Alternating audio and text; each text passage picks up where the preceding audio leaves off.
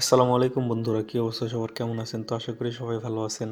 আমি মোহাম্মদ চৌহান আহমেদ আছি সংযুক্ত আরব আমিরাতের আবুধাবি থেকে। আর আজকে আমি আপনাদের সাথে দুবাই ভিসা ট্রান্সফারের ব্যাপারে আলোচনা করব। দুবাই ট্রান্সফার ভিসাগুলো চালু হয়েছে কিনা বা হাই প্রফেশন যে ট্রান্সফারগুলো ছিল সেগুলোর কী অবস্থা এই ব্যাপারে আলোচনা করব। আর একটি কথা হলো, ট্রান্সফার ভিসাতে বিশাল একটি আপডেট এসেছে যেটি আপনাদের সবার জানা প্রয়োজন। তো চলুন আজকের এই ভিডিওটি শুরু করা যাক।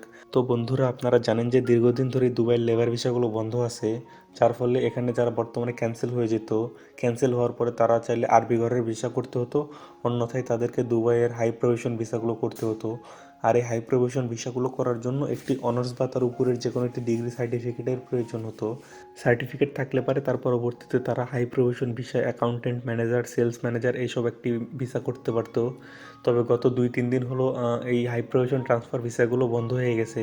এখানে বন্ধ হয়ে গেছে বলতে, যাদের অরিজিনাল সার্টিফিকেট আছে তারা চাইলে করতে পারবে, আর যাদের সার্টিফিকেট নেই তাদের ভিসাগুলো অ্যাপ্রুভাল আসতেছে না।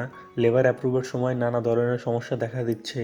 আগে নর্মালি অনেকেরই অ্যাপ্রুভ চলে আসতো, যেগুলো বর্তমানে আর আসছে না।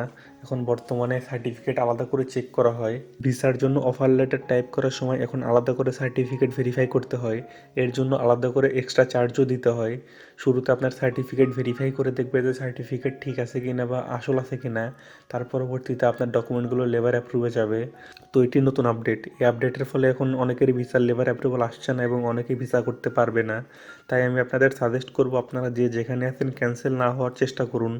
কারণ আপাতত লেবার ভিসা না চালু হওয়া পর্যন্ত ট্রান্সফার ভিসাগুলো অনেকের কাছে সার্টিফিকেট থাকবে না। আর যাদের কাছে সার্টিফিকেট থাকবে না তারা এই ট্রান্সফার ভিসাগুলো করতে পারবে না। তখন গিয়ে তাদের হয় আরবির ভিসা করতে হবে, আর না হলে দেশে চলে যেতে হবে, অন্যথায় তো ফাইন আসতে থাকবে। তো আবার আরবির ভিসা দিয়ে আপনারা যেখানে সেখানে কাজও করতে পারবেন না, এগ্রিমেন্ট হয় না। তো আপনারা যদি বাইরে কাজ করেন তাহলেও সমস্যা, আর আপনারা এমনিতেই তো দোকানে বা বিভিন্ন জায়গায় এগ্রিমেন্ট করে কাজ করতে পারবেন না আরবি ঘরের ভিসা দিয়ে, কারণ আরবি ঘরের ভিসা দিয়ে বাইরে কাজ করা সম্পূর্ণ অবৈধ। তাই আমি আপনাদের সাজেস্ট করব, দুবাইয়ের লেবার ভিসা চালু হওয়া পর্যন্ত অপেক্ষা করুন এবং যে যেখানে আছেন সেখানে থাকার চেষ্টা করুন।